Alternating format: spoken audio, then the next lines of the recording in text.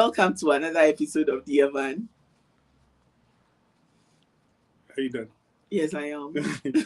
Okay, so um, we continue our discussion on parenting. Last time, what did we discuss? Parenting adults, Oh, okay, right, children. right. So before we begin, I nearly skipped over this, but before we begin, please go out there and share the feed and get let's get everyone on board. I hope you having a good weekend so far. Um, Hopefully by the time we're done with this, you start having a good weekend. So yeah, let's go out there, share the feed, let family and friends know that we on. I mean, by now I'm used to sounding like a broken record, repeating the same thing over and over again. But yeah, um, a share, a like, a reaction, a comment. I mean, would not harm you in any way. It would only help to make everything more interactive. We all get to learn more, and I mean, we become better versions of ourselves. So, as usual, when you come on, let's know. Shoot a hello, shoot a hi. Let's know that you on. We always pleased to come your way with the Evan episodes here and there. Okay, so um, have you ever been in this situation where you think that someone who is supposed to know better is acting pretty funny, right? And you are in a situation where you cannot control the person, right? You can't control how people do things. You can't control how people react to situations. You can only work on how you react, right? So, have you ever been in a situation where, um, say, specifically an in-law or your parent or comes into your space? When I say your space, between I mean your husband and wife space, the couple space, and then is rather acting so weird or funny. I mean, how are you able to go about that? And sometimes this is just an extension of parenting gone wrong, right? Because people would would carry their sort of control or carry their intrusiveness into your relationship, right? How do you go about such? I mean, these are very embarrassing moments, right? When you really think that, you have someone who is matured enough to handle situations, and then all of a sudden goes haywire, and then you don't know how to go about it. Uh, Pretty in such situations, yes, it's embarrassing and all, but how should one react? How should one go about it? Yeah. Yeah. So, like you said, you can control how you react to Yeah, the way people um let's treat you or talk to you or yeah, yeah, whatever. yeah. Yeah. So for me, I believe that if you have maybe a parent who is trying to overstep their boundary, um, the right thing to do is for whoever amongst you whose parent is the one causing the trouble to be the one addressing it. Right, So, if let's say my mom, we encounter a situation where my mom or my dad comes in to overstep the boundary, I don't expect that Van will be the one speaking to them or trying to sort things out. I would have to be the one letting them know that um, I think that I can call them aside and tell them that I'm not happy with what you did, and this and that, and then that sorts out the problem. But sometimes there are spouses that are so attached to their parents that if they have a parent that is overstepping their boundaries, and maybe the other spouse is not happy about it and talks to you about it, um they're like, oh, that's my mom.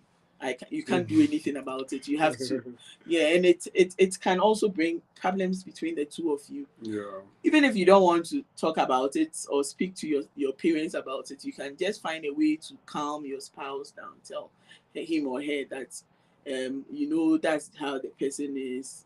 If I, there are some people, that when you talk to them, it's just a waste of time because it's their character. So you can tell, oh, that's how she is. You can just try and manage her. Just assure your wife that, oh, you are supportive of her. You know that what they did is wrong. But if you rather make it look like your spouse, no, even knowing that your parents have overstepped their boundary and making it look like your spouse is in the wrong, it might give you more problems. So I think that there are so many ways you can address it. You either confront your parent. If you feel that this is someone you cannot reason with, your parents is someone you cannot reason with, then you also have to take certain steps to prevent them from coming close to your family. There are ways you can do it. Yeah. Or you can just decide to ignore it and rather speak to your spouse to manage them. Yeah. Right. When you join us, I mean, shoot a hello, shoot a hi, and give us your viewpoint or your perspective about this as well. There are, I mean, this is more common than we might think. People sometimes it's even not deliberate, right? Think about it. People have raised their kids, and they've become adults. They are married, and so the parents sometimes are not able to transition into the phase where they are now hands off, and they can allow their kids to also be married adults or grown adults, right? And so sometimes it's not like they deliberately want to cause trouble or they deliberately want to muddy the waters, right? But it's just because sometimes some of these things happen just once in a lifetime, right? To parents to give birth to a child, to see them or to see him or her grow up, and then to all of a sudden become an in-law. Most times there are no books there for people, or people naturally will not read books to know how to become better in-laws, right? So when it happens like that, they learn on the job, right? They as and when things happen, then they figure out what to do. And so sometimes it's not like it's deliberate, but the same way that you wouldn't want someone's your child's spouse's parents coming to disturb his or her peace, you would also not want to be the one causing that same problem to someone's child, right? So um as we are growing up and very soon will become in-laws, these are very important lessons that we learn. Warren says that, hello, for a nice haircut. Oh, thank you. Then Carrie says that, I think intrusion in marriage depends sometimes on how your parents or parents see you as mature. Also shows how much they respect you. I can't agree more, right? If you think that you've brought up your child the way he should go, then you don't end up, you trust their judgment, you trust that they will take the right decisions. You don't end up like um always being a third person in their marriage and so on and so forth. And funny enough, these are people who also complained when they got married and their in-laws were treating them the same way. But you see, sometimes they don't see the impact of what they are doing, and so it's more like, oh, what my in-laws did was so It's their bad, time but to my reign. It's their time exactly, to reign. their time to shine, right? Yeah. So it is a phase that people don't really prepare to step into, right? They just find themselves there, and sometimes they can't help themselves. Like, they can't help it. They just want to, in their own understanding, help a situation, or try to save the day or save a marriage or something. Now, Prissy, you mentioned that there are ways to actually go about curbing these things. Can you outline some of them? Yeah, so like I said initially, it's usually the one whose parent is intruding is the one supposed to address it. Right. Because I don't think my in-law would be happy if I am the one talking to him about something he did wrong to me. No, Yeah. it's supposed to be my husband talking to his mom or his dad, and then me talking to my mom or my dad. Right. Yeah, so I believe that if you are able to defend your spouse before your and sometimes it's also because depends on how much information you carry about your spouse to them. That is the sort of respect they will give to even you or your spouse. So if you Right. always go to them complaining about one thing or the other about your spouse, you will realize that they would start disrespecting your spouse, and that can trickle down to you. They might also start disrespecting you. Then you might feel that they are disrespectful, but actually it is the way you sold this, that's how they are buying it. So Okay. you That sounds shouldn't. more like a local proverb than Yes. Precious Yeah, said. so I think that is actually the beginning of everything. When they realize that you have so much respect for your spouse, they will not overstep their And boundary. also, And spouses, be respect worthy, right? So it doesn't become too difficult for your spouse to, if you don't live a worthy life, you put your spouse in a situation where he or she has to be lying to cover up for you and so on, to like keep you dignified in the eyes of people when you are not really dignified, right? So it's also something we should really look at. Spouses try to be sane, try to be responsible, right? Then you wouldn't have a situation where someone would have to step in and try to parent you and your spouse. Because if there is no reason for a parent to step in, I know there are some troublesome ones, right? But if there is no reason for a parent to step in and come talk to you anyhow, I don't think they are crazy and they will just step up wanna and, come, and yeah. just want to come. And then so it's also how we carry ourselves about, right? So in as much as we laying this squarely on the parents, the spouses should also try their best. And I think Prissy mentioned a very important point. If spouse A's parents are the ones causing problems, that person is the best to address it. Don't cross address. So don't let if the woman's parents are causing issues, don't let the man be the one addressing the woman's parents. And if it's the man's parents also causing issues, don't let the woman go and address it. You have to stand your grounds, whichever party that is coming from, stand your grounds and then have that addressed. Now, I think that, hey, Stephen, good to have you. Now, before we continue, let's take a moment and please just hit the share button. Just take a moment, share. There is no tax on it. Like the It's free government, of the charge. government can tax you on everything. They wouldn't tax you on sharing a Facebook feed, right? So just take 1 second. There's a commercial break.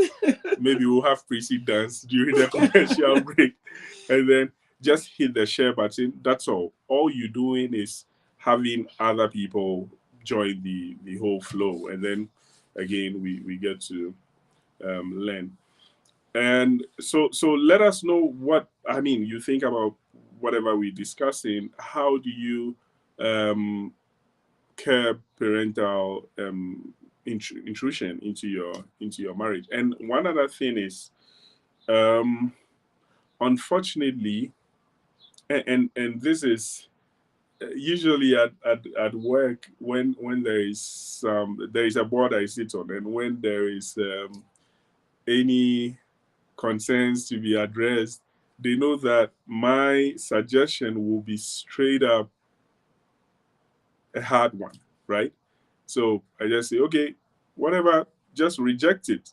That way they learn sense. I mean, it's whatever I'm about to suggest sounds quite harsh. Warren says, "Appreciate, I'm waiting for your dance during the commercial break." Yeah, so okay, if Prissy can confirm that all of you share your fee, she will dance, right? It's a deal. Okay, yeah, okay. So go ahead, share, and then Prissy would dance. But I think that another way, which sounds quite stringent, which sounds quite harsh, is to allow space between you and whichever party is causing the issues, right? You see, this is my philosophy, this is my thinking. There is so much that we have to face without, as in outside, from the outside world, from the external world, so much so that you don't want the internal world to also be giving you trouble. You get what I mean? You expect a lot of support. It's just like your football team, you're on the field, 60,000 seater capacity stadium, you playing. At least you expect your side of the field, your supporters, to give you their full support. If it gets to a point and they join the opponents to start booing you, it's not a nice feeling. It's not a good place to be. So in the same vein, you at least expect a certain level of support from within, from your family members. You don't expect them to be the ones actually giving you trouble, right? And so if there are people who are anointed to be giving trouble, like they are commissioned and baptized to be giving you trouble, I think one rather harsh but good step you can take is just allow space between distance yourself. Yeah, distance yourself, because there are people who never lend themselves to anything about being rational, right? So it's not about you making sense or you not making sense. They are just trouble. They have find trouble. Exactly. Find trouble anywhere there yeah. is. Yeah. So I mean, you give yourself a lot of peace, because I really think that you need a lot of peace to function very well in life, right? So try your best to that is me. I don't have a lot of energy to be explaining myself, and I don't have that energy because I have so much on my mind. Maybe you have kids to take care of, you are thinking about school fees, you are thinking about where their next meal is coming from. Even if you have the next meal, you're thinking of how to prep for their meal and all that, and you have work issues. So you can't go and carry additional burdens of, why didn't you smile at me? Why did I come and you were looking somewhere and you had this facial gesture? And I think that some of the fights are petty. The reasons sometimes why very, very petty things. So for me, I would rather avoid you. If I have to call you like once a year or not even interact with you at all, I'll just do that. But that's for usually extended. Yeah, but extreme, for your parents, it's hard to say that you not call them. So as for the calling, you can call them, but you can try. There's a way you can distance yourself from them, that you give them what they want. If they need the financial support, you support them and all that. But if you see that this one is troublesome, maybe you have to reduce the number of times you speak to them. But then again, I don't think people, they are, again, they are outliers, right? So Yeah. whatever I'm saying, they are outliers. But people can naturally not come into your space and start talking about issues with you if you have not given them the opportunity to do so, right? So again, like Prissy mentioned earlier, probably every single thing you run to your parents for cover, for advice, for whatever, and so that is the gateway to them coming to constantly be in your issues. I don't know how you, I mean, everyone grew up differently, right? But there should be a point where you are matured, right? There should be a point where um, you take your life as your own responsibility and make sure that you make it work, right? So if you're always in a position of chasing your parents and going here and there for talking to them about everything, then that way, in fact, what happens is that if you always have someone outside your marriage that you can about talk with about your problems, chances are that you will not address those problems with your spouse. If there is something to be discussed with your spouse, because you think that you have an external channel you could relay that news And a to, support system outside. exactly, support system outside, you will not even address it with your spouse, the one who is supposed to help address the issue. Yeah. And then you go out there and then bring external forces in there, external stakeholders that are not needed. And what you do is then you keep giving people room and reason and opportunity to always be in your situation, always be in your case, always be talking about you here and there. Hey, Doreen, good to have you. So hey, yes, there are parents that are naturally um, intrusive, right? But again, you are the one who would give them that opportunity to do so or not. Yeah. So, um, um, Vananita, you thanks for joining us. Max, thanks for joining us. So, again, assuming you have a situation where your parent did not finish parenting before you got married, okay? Because some people only get to chapter 3 and then you quickly run and rush into marriage, and you have a situation where they want to now come around and finish all the chapters. I think that you will need to find a way. Hey, Jackie, good to have you. You will need to find a way to create boundaries.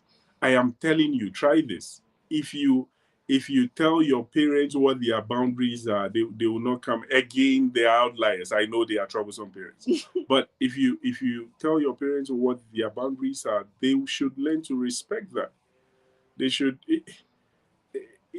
And don't feel bad that they will hate you for that. They can't hate you because they are your parents. Right. You are their blood. They can't hate you. Yeah. Yeah. So you can speak to them. Maybe they'll get angry, but you overlook it. And what would happen is that they will respect you. Yeah. They can't just get into your issues. Yes. They can't, there are people who tell you things and you go like, whoa, this guy had the boldness to say this, and you respect the person after that. Mm-hmm. So it's the same thing. You see, don't feel like, and that it shows your sense of maturity, right?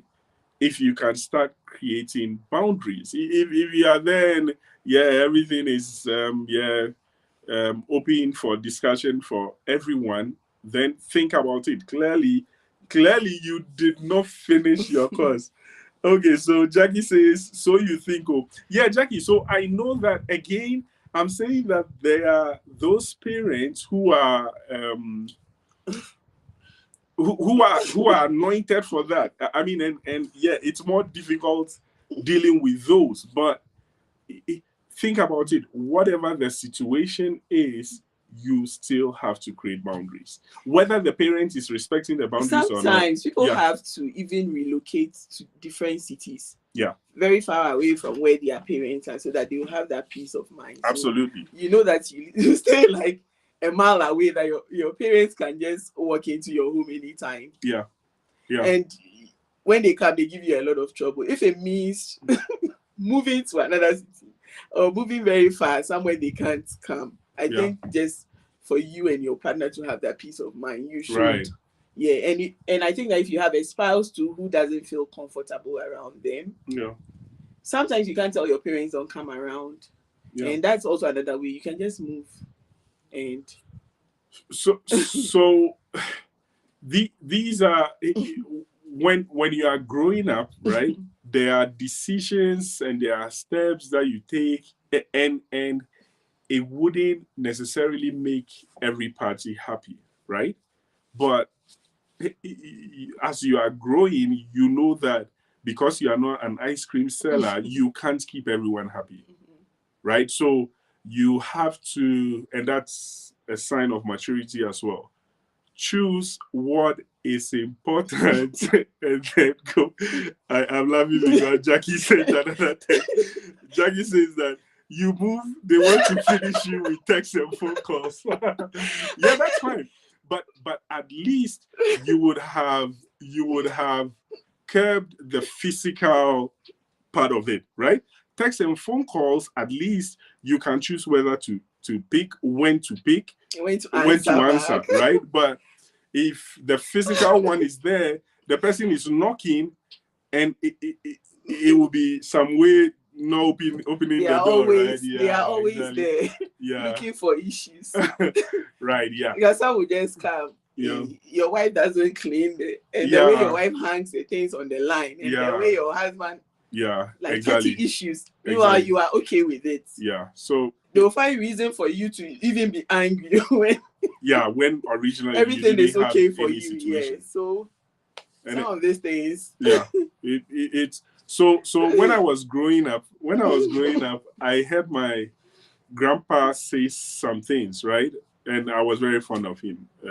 I mean, the other way around, he was fond of me as well. So he would constantly say that, hey, you don't go marry someone who cannot sweep, who cannot wash, who cannot cook.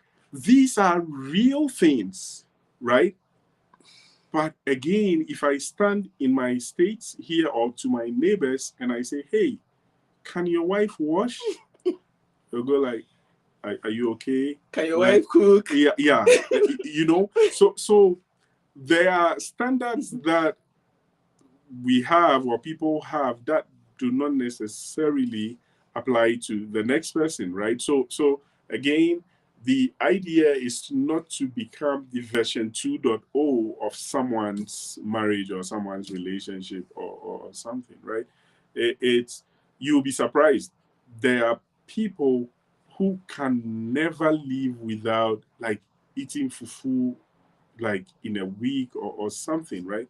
But that is their standards. It doesn't necessarily apply to someone. So, for example, your parents says that, but how do you go and marry someone who cannot prepare fufu? When did fufu become the standard for a good marriage? You get what I mean? So yeah. Hey Jackie, say hello to Chichi. Yeah. So again, people naturally would want to intrude. Naturally, people are curious. It's a natural thing. It's not like they are bad people, right?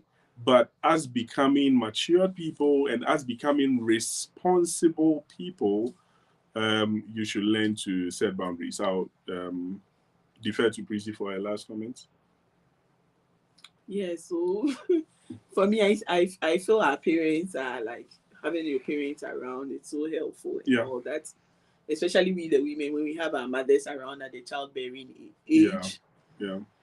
It's a very good resource. They come around to help us and all that. But we should try and and know how much information we share with them. Like you don't tell them everything. Yeah, we know they love you, they are looking out for you and all that, but sometimes it stems from us. So when they come around, yeah, that's mother whatever relationship and all that, but don't let them overstep their boundaries. Yes, and so your marriage should come first. Right. Yes. And in conclusion, husband, wife, please treat your spouses well so they don't have any reason to be looking for people to open communication channels with, right? So be a responsible person, and then you would have peace. Thanks so much for joining us on today's episode of Dear Van. Will come your way again next week.